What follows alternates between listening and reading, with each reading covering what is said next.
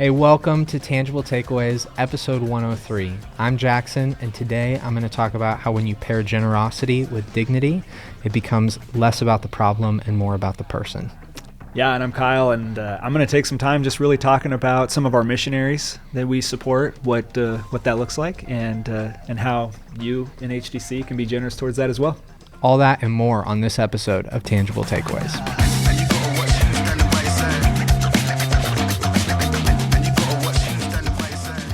Kyle, thanks for being on, man. Yeah, 103. That's pretty impressive. Mm-hmm. Yeah, we're deep into this. No at kidding. This point. This is a thing now at 103. Yeah, it's legit. Yeah. And this is your first time on Tangible Yeah, Takeaways, that's crazy to which think. is crazy. Yeah. So welcome. I'm glad to be here. Everybody's happy that you're here. This has been long awaited. 103 episodes in. Yeah. The anticipation's just been building every week. And who knows? Maybe another 103 have to go by before I get invited back. Who knows? Could happen. Depends. We'll see what we see.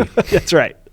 Man, glad to have you on and excited about just this series that we're doing and GoFund Kingdom mixed in with that. I think it goes so well with so many of the themes of generosity in Ruth and stuff like that. But what's cool about some of the GoFund Kingdom projects, even one that we looked at this weekend that got highlighted in the message, is their actual connections that we have with global missionaries, things like that. Mm-hmm. And you kind of head that up for us. So tell us a little bit. We heard about this DDK project. Yeah. Tell us a little bit about what's going on with that. Yeah, so it's pretty cool. So DDK is the only way we can really refer to them when something's going online or anything like that, because they're in what's called a restricted country. So it's illegal for them to be Christians where they're at. And I think sometimes we lose sight of that, because we get kind of caught in our own little bubble, that there are close to a dozen countries that you're going to go to prison if you're a Christian there. And sometimes that's the best case scenario. And so they're in one of those countries. I can refer to it as Southeast Asia. And that's it. Okay. So highly restricted country. They have to be very, very careful and strategic on how they do ministry there. And so you can imagine that the work they do and just the toll it takes on them is pretty heavy. They've left their family. They've left their friends. It's very hard for them in the where they're at, the culture that they're in, for them to connect because they're not from that area. And so it's been a long time coming for them to even just make friends there. And that's starting to happen now, which is cool to see that. But it's taken them. And how long have they been away? 2 years now they've been there. So, think about that, right? You leave your friends, your family to go to a place for 2 years where it takes 2 years just to make a friend. Yeah. So they've dealt with that. They are relatively newlyweds. They've been married a little bit before they headed off. So even that is like a new season of life. And so, they got out there. They got plugged in. They started, doing ministry. Really, first thing they try to do, obviously, is make relationships, gain trust. You don't want to just go in and say, hey, here's the gospel, because that'll end you up in jail. Yeah. And so they started, with all of that. But, one of the things is the K in the initials there started having a lot of health issues as well. And, it was, I'm sorry, one of the Ds. The K is, I'm getting them confused. Yeah. But one of the Ds, they started having the health issues, and that's also hard. Now you're removed from your normal source of medicine and medical treatment and all that, and they're just trying to figure that out.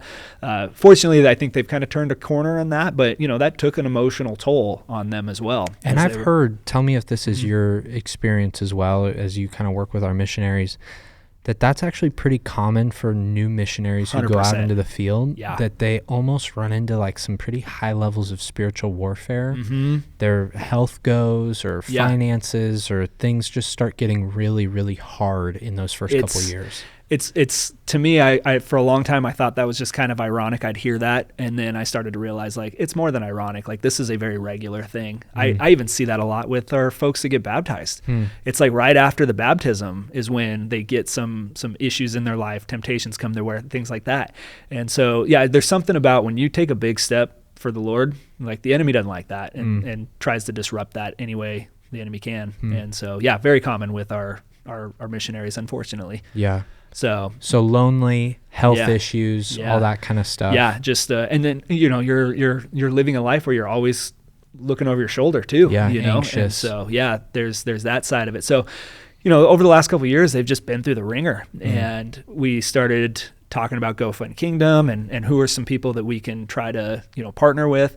And, last year when we did GoFund Kingdom, and even moving into this year, the idea was that we would partner with people that were doing projects, right? Like last year, helping the Carruthers. That was a big project that they were starting. And so we wanted to partner with them on that. And DDK doesn't have any big project. And I thought, man, this is still an opportunity for us to step in and help support them through missionary care. Yeah. And that's something that, we tend to forget about. We might support missionaries every month financially. We might be praying for them, but things come up where we need to go above and beyond. And I thought this was a good opportunity to support DDK with that. And so they're going on furlough. For people that don't know what furlough means, missionaries tend to have to come back to the U.S. Or at least leave their country every so often for visa reasons and things like that. And so their sending organizations or sending agencies will bring them back, kind of gives them some time off. They get to connect with their supporters and family and all that. And so they're coming back on furlough, and it was like, man, let's get them some help. They need a lot of counseling. They need some time off and to just kind of decompress. And they had this, when I talked to them about that, they had a thing in mind that their agency partners with that is a good kind of retreat for them and whatnot. And so it was like, this is our GoFund Kingdom right here, at least this section of it. And so we got them connected there and trying to raise funds for them to do that. So hopefully, we're praying about that they will be able to land there. It's I think a 3 or 4 week retreat, but, that's awesome. But yeah, they get to decompress. They get to get counseling that they need. And, our hope and prayer is that obviously God, rejuvenates them in this and kind of reignites them and gets them excited to go back out there. We know they're going back out there again. That's not even in question. It's how are they going to go back out there? Yeah. What condition are they going to be in? What condition? Yeah, exactly. So yeah, that's one side of it. The other side of helping them also in this is they are, because they can't be openly Christian there, they need a reason to be there, right? You can't just get a visa saying, I'm here to do ministry. You'd get kicked out of that country real fast or even just turned around. Yeah. And so they do a lot of humanitarian stuff and whatnot, and they are getting licensed with as an NGO.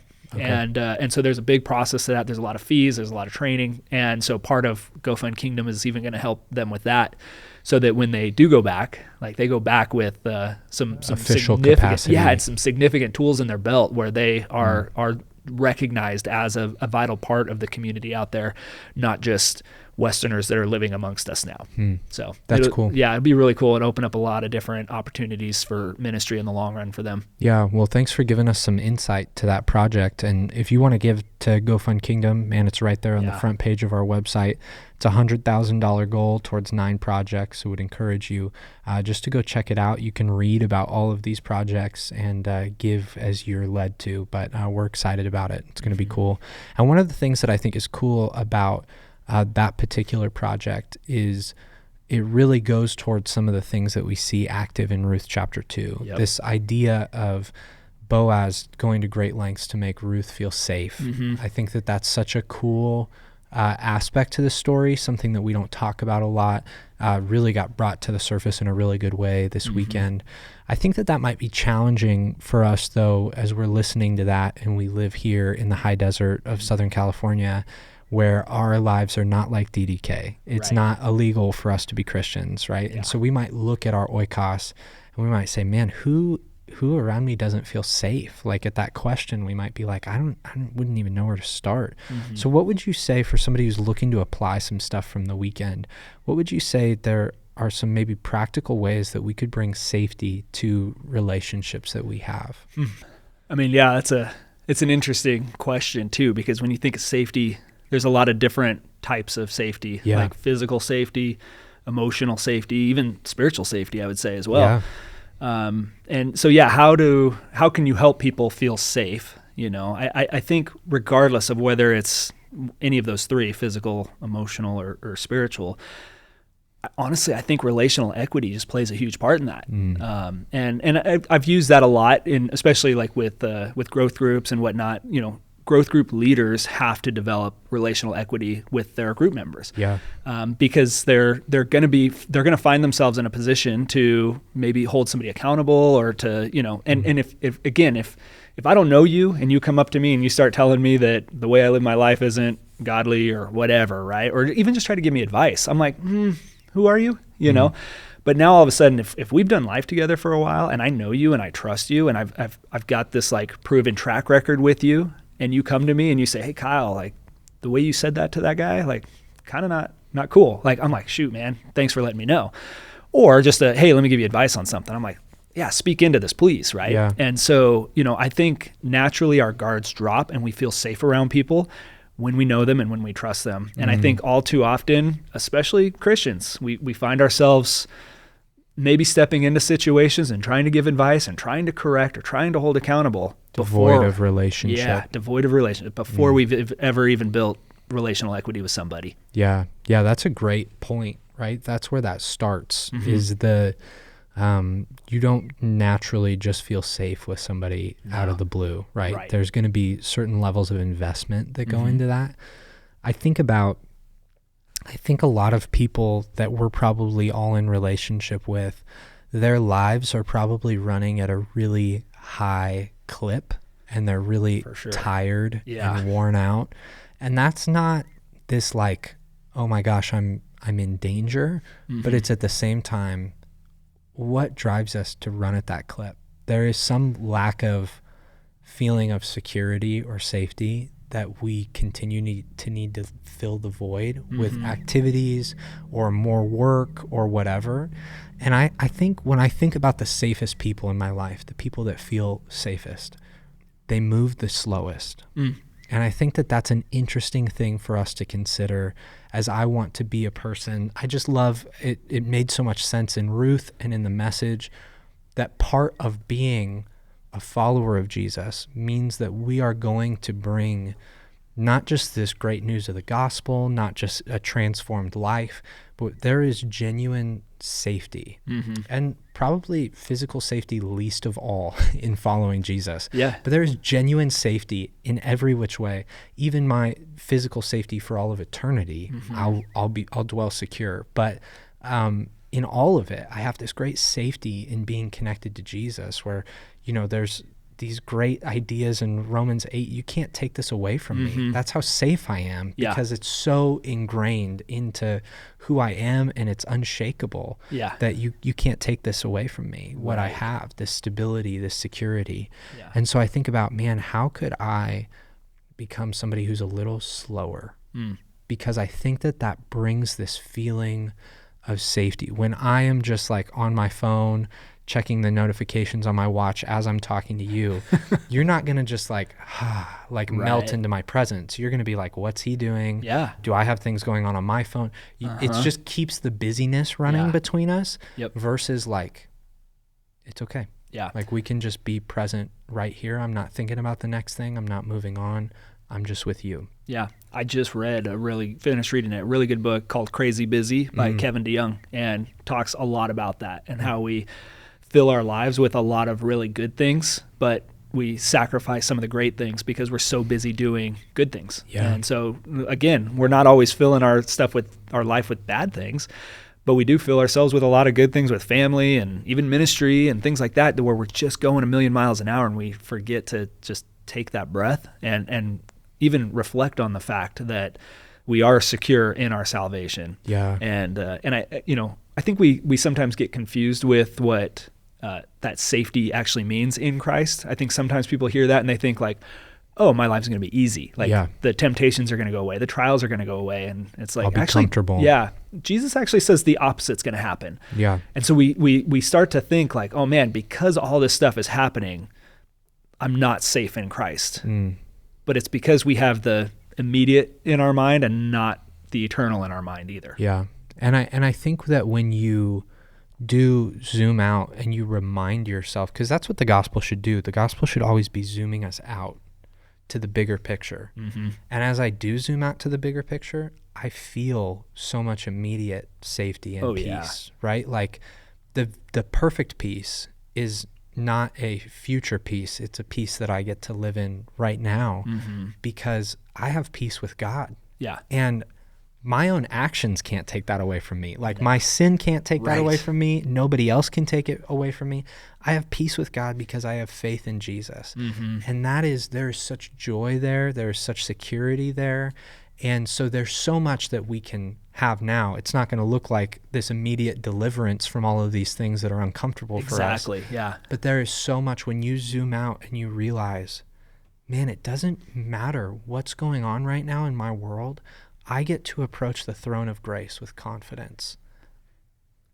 I wouldn't want anything else, right? Like I wouldn't trade that for anything else because I have the most supreme access to God that anyone's ever had because I'm hidden in the blood of Jesus. That's it. And that's enough. Right. Like, and as the gospel zooms us out, it just kind of settles our spirit. And I think, man, that should make us such a present people, such a secure people. And as we are that, I think our just very presence will feel safe to people because it feels so different from everybody else who's busy, distracted, anxious, all of those things. When that's not true of our presence, that just stands out. It's different. Yeah, absolutely. And I thought another interesting point this weekend in the message was this idea of generosity. Great. Love that Boaz is generous. We're getting this opportunity to be generous with Go Fund Kingdom. And this kind of just idea of generosity woven throughout all of Ruth. But what Boaz does so tastefully is he ties generosity to dignity in still allowing her. She showed up to work. Yeah. He allows her to continue to work. And he just is generous in what's offered to her through her work. But as I thought about that, I thought, man, that has got to be... I don't know what most of our interaction with generosity looks like, right? We've got maybe Go Fund Kingdom, maybe this obedience of tithing, maybe we give something occasionally to somebody who's on the corner of a street at a stoplight. But what does it look like to pair generosity with dignity? How do I do that? Yeah. Yeah, I mean, I think you summed it up pretty well there about this idea of with Ruth, Boaz still let her work. He could have very easily just said, hey, just take a load off, go sit over there, and I'll give you everything. Yeah. And that would be nice. I think Ruth would have sat back and went like, oh, this is cool. Yeah. But, when we do that, one of the things that we tend to forget is God's characteristics. And one of his characteristics is that God works. We see God work in the creation, and he is still at work in his creation. He's at work in your life, my life, everybody's lives. Yeah. And yet we were created in God's image. So we were even created with the godly image of work and to provide and to earn, like our incomes and things like that. And so work is pre-fall. It is. It's not right. It's not because of sin. Nobody thinks of that. Like in creation, like everything's perfect. There's no sin. And what does God give Adam? A job, like tend the garden, right? Yeah. And now, granted, work was very different for Adam. He didn't have the thorns and thistles and frustrations that we experience now because of sin, but he still had a job. Like even to this day, he wouldn't have been fulfilled. Right. Yeah. Exactly. And that's why I even say, we tend to think of heaven as like this eternal retirement life, sitting, at Sandals, Jamaica on a beach for the, rest of eternity. But no, I truly believe that we'll each have a role there. We'll each have a job. Without frustration, without, toil and all that other kind of stuff. We're going to absolutely love what we do and find the ultimate fulfillment in it. But, we still are called to reflect that here and now, even though we do have challenges. And, I get when we start talking about, helping people, being generous to people, but also not necessarily always just the empty handouts. Sometimes the topic can get brought up like, well, what about somebody that has mental disabilities or physical disabilities and they can't work? Like, what then? And it's like, well, I don't know. I mean, there's obviously unique situations for sure, but I even think of Rainbow Acres that we support also. Such just a through great our missions. example. Yeah, and our junior hire is going there this summer. It's going to be so cool. And for anybody who doesn't know what Rainbow Acres is, it's a live-in facility for adults with physical and mental disabilities. And one of the things, they're not called residents there, they're called ranchers, because they're on a ranch and they have livestock and they have crops and gardens and all this, and to go there and watch the ranchers work the ranch, like go and harvest, like plant crops, harvest crops, take care of the animals. A lot of them get lined up with jobs in town, things like that. Yeah. It's so cool to be there and see that like gratification they get out of that and that fulfillment they get out of it. There was a gentleman there, I was talking to him, and he said he worked at the Safeway, the grocery store in town. Yeah. And I said, how long you been working there? And I'm expecting to hear like 6 months or something. 25 years. Wow. And that dude, I'm like, you can run that place at this point. And he's like, yeah, maybe, Yeah. But like, as he's talking about his job and how he can, provide for himself, when most of his life, people were just giving him handouts. And now all of a sudden he's got this fulfillment. So it's super cool to see like that in full circle and see how, giving people the opportunity that maybe sometimes society doesn't give them the opportunity to live out that image of God in their own lives it's just really cool. And it's just a blessing to be able to see that even from my own vantage, going there and visiting with them and whatnot. So I'm excited for our junior hires to get a taste of that as well. Yeah. And I think that's what makes so much sense when you have that deeper view of poverty that we talked about in week 1. Yeah. Right? And people have to understand this. We're not, first of all, we didn't even use our own definition, but we're not redefining or really even properly defining poverty in the first place so that we can have some cop-out for helping people. We're not trying to get out of helping people. Right. We're talking about what the real problems are, though, because everybody has seen an example of very tangibly, you can just be handing people money and we feel good in that moment because it feels like, oh, well, we're helping and we're fixing the problem because now they didn't have food. Now they can go get food. Right. And there's a very real sense of that, right? Absolutely. People who don't have access to food, we want to get them access to food. Yes, 100%. But at the same time, their issues run much deeper than food. And we want them to not just be people who have access to food, but who live a fulfilled life. That's right. And that fulfilled life is going to be connected to relationships. It's going to be connected to an opportunity to work. That's part of human fulfillment. Right. And it's going to be this really deep reconciliation in all of these areas of their life, not just in the fact that they didn't have a house before, now they have a house. They didn't have food before, now they have now they have food. Those are good things, but if we stop there, they will still find themselves in poverty because poverty was not about, well, if I could just get enough handouts, I wouldn't be experiencing this. There is relational breakdown. There is emotional breakdown. There's even this lack of feeling safe and secure. All of those things contribute to poverty. Yeah. And similarly, I think the Rainbow Acres thing is just so beautiful because you've got so many people there who would be the first ones to tell you, this is some of the first time I've really ever felt fulfilled in my life because they grew up with their parents doing everything for them, their siblings doing everything for them, because nobody else kind of knew what to do with them. And it's almost more work to tell you and teach you how to do something for yourself than it is for me to do it for you. But now they're getting to experience this fulfillment of being able to carry some of their own weight. And they can't do it all on their own, but they get to carry more than they ever have before. That's it. Yep. Yeah, that's cool. You even talked about, just that how generosity and the gospel actually go hand in hand. And in the missions world, I've seen this mistake made a bunch of times because humanitarian efforts are big in missions. They are for sure. But sometimes that's the only effort. And I was speaking to one of our missionaries that HDC supports, and he was talking about they had sent a long-term couple into a village in Papua New Guinea, and that all their research told them, like, these people have never heard the gospel. Like, they're an unreached people group. We got to get to them. And so this couple gets there, and the villagers there were like, no, we believe in Jesus. We know about Jesus. And they're like, what in the world? Well, come to find out, there was a short-term missions team that had gone through there with soap, which is desperately needed in this part of the world, and just said, if you accept Jesus, like, you get soap. And they were like, sign me up, right? And then they just left. And so, like, they had no real understanding of the gospel. They had no, like... But they had a limited supply of soap. They got their soap, right? Yeah. And so now this missionary couple is like, oh, we have way more work to do. We have to, like, undo some of the damage that was done just by this handout, which was needed and beneficial. Yeah. But it was devoid of the gospel. And so, like, really, they ended up spending twice as much time there in terms of years just to be able to kind of undo some of the mess there that was created, so that they could accurately share the gospel with them. Yeah. And so like we talk about that happening in other parts of the world, but it can happen here too. Yeah. Yeah. So, and then I think about, man, what does that look like?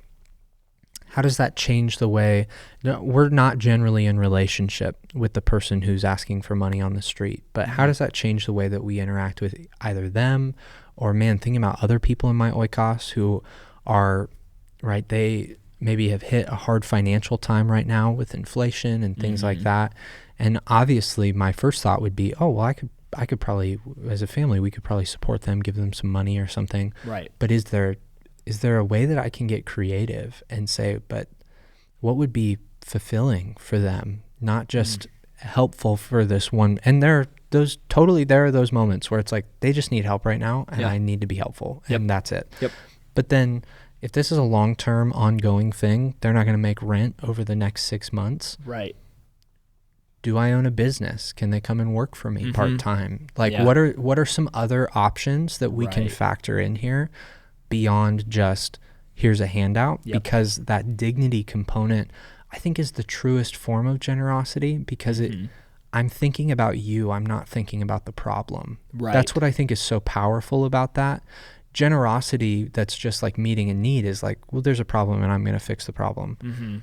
But then when it's generosity paired with dignity, it's like, I'm really considering you more than anything. That's what matters the most to me, is that you are fulfilled and that you experience this, again, reconciliation to some shalom in your life. And I think that's the generosity we want to strive for. Yeah. And where does that most naturally happen? In relationships. Yeah. It's very rare that happens. And I'm not saying, because I've had plenty of times where there's somebody on the street corner and I truly feel like God's telling me, help that person. Yeah. Not my place to argue at that point. Like whatever this guy or gal uses this money for, that's on them at this point. But I know God's prompting me to do this. And I've had plenty of times where I'm like, yeah, I can't help this guy that much. I can give him $5, but again, it's devoid of the gospel. It's devoid of any real long-term help. Yeah. And but yeah, the real long-term help always happens within relationships, you know? And I think when we think of generosity, we narrow it down to tithing and giving money to the guy on the street corner. Yeah. And it's like, man, there's so many other opportunities for us to be generous in our lives, especially with the people that we know and love. And it doesn't always have to be finances, kind of like what you were saying. Yeah. You know, I mean, how many times have people been generous with their own schedules to make time to go be with somebody who just needs somebody to hang out with, you know? That requires a sacrifice on our end to exercise that generosity. Because again, going back to being busy, man, my schedule's full. I gotta remove things to make time for somebody else. Yeah. And that's a sacrifice. That's me being generous. And so, you know, we need to be mindful of that as well. I like the phrase, we've used it before, that we're typically generous with our time, talents, and treasure. Like when you can sum it up in those three things, like you realize you don't have to just be generous financially. There's a lot of other, even going back to Boaz and Ruth, right? He was generous to her in a financial aspect as well. But as the story unfolds in the weeks to come, we'll see where his generosity goes. Yeah. And it's more than just financial. Yeah, totally. And it's so, like, I love the even time element. My rooted group for our Serve project, we went to the Sterling Inn, and that was cool, because you talk about a different kind of poverty. The elderly experience that from this lack of relationships and this lack of connection. And so being able to go hang out with them, we did reverse trick-or-treating and that's cool. Brought them candy and stuff like that. It was just really fun. But so cool just to spend time with them, connect with them, hear their stories, and just, again, bring back some dignity. They have great stories to tell. They've lived great lives, we want to honor them in that and recognize that. And so there's just so many of those opportunities that I think when we talk generosity, and maybe you're in a tough financial spot, you're thinking, man, I'm barely tithing right now. Like, how can I think about giving to Go Fund Kingdom? Right. But man, you could give a Saturday to Sterling Inn, and that is a whole different way to be generous, and it is still incredibly generous. So there's just so many opportunities before us. I think this has been a great time of the year for us to consider what that looks like in so many different ways. So I appreciate your insights. Yeah, no, it's fun. Yeah. Hopefully I'll come back for another one that's not 103 yeah, more we won't episodes make away. you wait 103 episodes. I understand why you were a little reluctant to bring me on. Yeah, I could be a wild card. You got to have a consistent track record before you bring Kyle on. Yes, for sure. Yeah. 103 felt safe enough. There we go. Yeah. No, that's all we have for this week. We hope it's been a helpful episode for you. And as always, don't forget, if you've got something that you're taking away from the message, we'd love to know there in the comments. Don't forget to like the video and subscribe so that you get future videos as well. That's all we have for this week. We'll catch you guys next week on Tangible Takeaways.